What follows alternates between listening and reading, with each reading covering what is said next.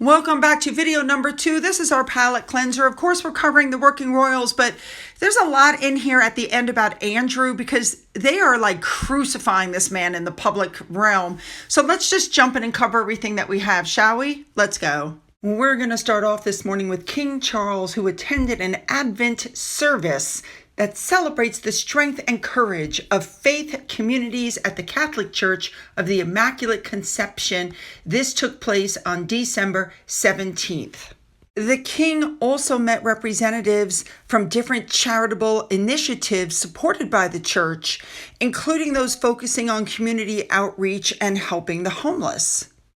Looking good, Charles. Next up, we have Queen Camilla spotted out Christmas shopping at a store called Fortnum and Mason. Well, I guess even if you're the queen, you have to buy those gifts. Moving on. Next up, also on December 17th, the Duke of Gloucester visited the Lancaster City Museum and the Lancaster War Memorial in Lancaster. There was a rededication service of the memorial, marking a century of remembrance and honor for those who served.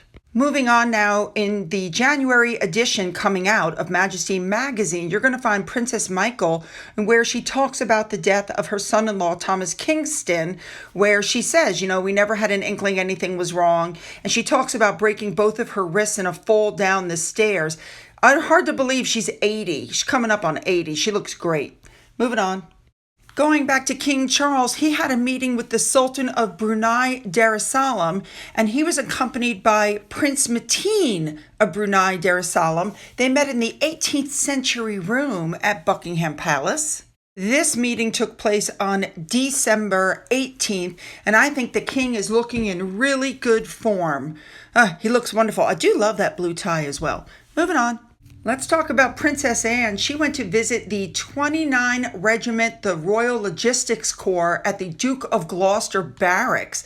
Now, what this does is they make sure that all people, equipment, and everything that people need are deployed safely across all modes of transport all around the globe. So they're basically the center of gravity for everything that happens, if that makes sense.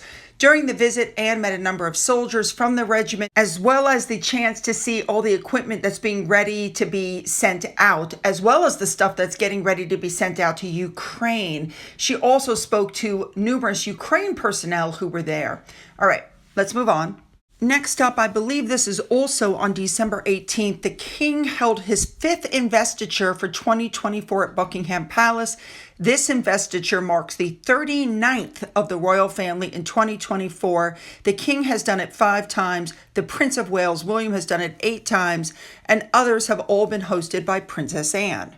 Now, for those of you who are unaware, as I was unaware, while these investitures are going on, there is music playing in the background, violins and cellos, and it's just such a wonderful, enlightening mood going on in the room. If you ever get a chance to see a video of it with sound, you absolutely want to, because it's really a moving experience. Seriously. All right, let's move on now. Let's move on to Sophie now. In case you're unaware, they're doing a special birthday collector's edition, Sophie's 60th birthday. It's a special edition, so you're going to want to go ahead and order that and get your hands on it before it's too late.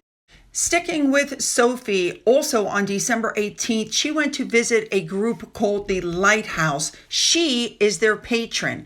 Now, this is a charity that hosts a ton of projects to support, encourage, and empower those who find themselves in need.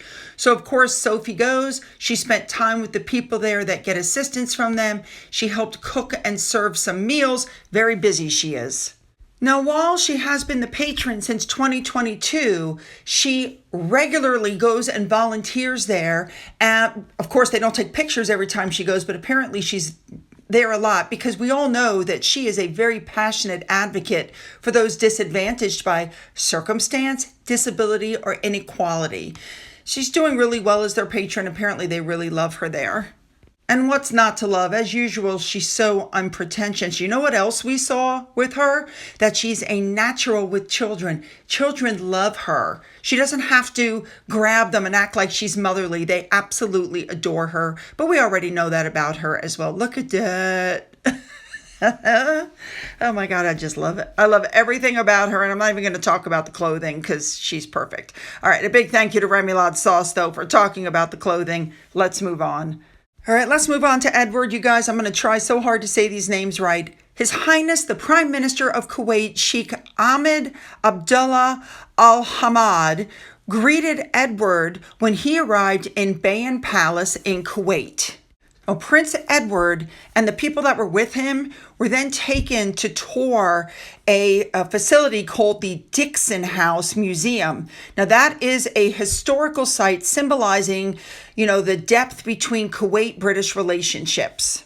Also with him was the head minister of the Amiri Diwani Affairs, Sheikh Mohammed Abdullah Al-Mubarak Al-Sabad.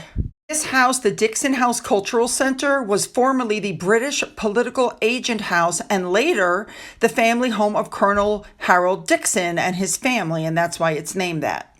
I believe this occurred on December 17th, and I could be wrong, but I believe he also arrived in Kuwait on the 17th as well. So they had a lot of activities packed in because he wasn't going to be there that long. Of course, he signed the book as he was leaving. And then that evening, there was a evening reception also in Kuwait. This reception took place at the British Embassy. Also, for those of you who don't know, the UK, British ambassador to Kuwait is Mrs. Belinda Lewis. It's a woman in the job. I absolutely love that. Also there was Her Excellency Sheikha Hala Bader Al-Hamad Al-Hamad. The director of the National Library of Kuwait was there. There were a lot of people there, but I'm not even going to try to say their names because I'm beginning to think it would just be disrespectful at this point. I cannot pronounce them. Now, the next day, the visit ended, and so Edward was seen to the airport by the chief of the accompanying Mission of Honor Minister Amiri Diwani Affairs, Sheikh Mohammed Abdullah Al-Sabah, and Edward headed home. Next up, by the time you see this, we will already have known it, but just in case you don't know, Andrew pulled out not only from Sandringham, but he also pulled out from the Christmas lunch.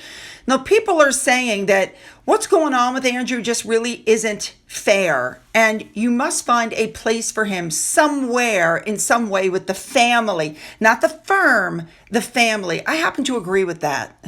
A lot of people have suggested that Andrew is being used as a pawn, that this is a calculated thing, that it's coming out now, that something is going wrong here.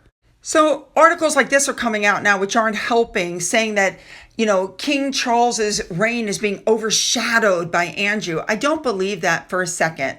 Yes, Prince Andrew associated with that guy Epstein, but there was so much more to that. And don't misunderstand me. I don't approve of trafficking people, but this girl, Virginia Giuffre, was caught lying under oath. First, she said she slept with Andrew. Then she claimed she didn't sleep with Andrew. And nobody's actually ever seen the original picture that she claims that she has. The way I look at it, and this is just my personal opinion, if you're willing to swear an oath to God and then lie under oath, she has admitted that she lied under oath in a different case of somebody else that she pointed the finger at. That, for me, killed all credibility with her. It just threw it right down the toilet for me. If you could lie under oath, then you are not a credible person. And it's because of her accusations that led Andrew's mother, Queen Elizabeth, to strip Andrew of all of his royal duties and charity roles. We know that Charles wants Andrew to move out of the Royal Lodge and move into Frogmore Cottage, which is inside the security perimeter of Windsor Castle. And he's cut Andrew's expenses and he's done everything possible. But at the same time, I'm sure the king is frustrated with Andrew. But in the end, Andrew is still his brother. You have to find a place for him in the family. And this is all now rubbing off on Princess and Eugenie, I might add. Now, King Charles recognizes that Andrew is not a working royal, but is still part of the family. And so Charles has to make sure that Andrew is not seen with the royal family in public. But that's the point, in public. Andrew could have been smuggled into Sandringham. He still could have hung out, with the family over Christmas. He still could have made sure he's part of the family. But to freeze him out, I think, is not a good thing. Of course, we've heard rumors that the king continues to secretly fund certain things for Andrew out of his own pocket instead of out of the public purse. Well, I mean, that's a way to go.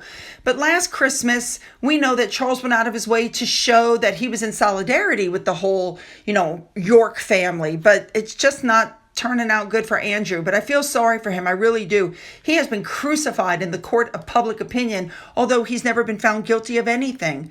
I think that's so sad. All right, you guys, leave those comments, make them good. Don't forget to hit the thumbs up and the like and subscribe button. Then go down into the description box where you'll find the links to my Twitter, my Gettr, my Rumble, my email, my currently paused Patreon, my Amazon wishlist, and a physical address. For those of you who've donated to my coffee fund, thank you so much. And as always, you guys, have a great day.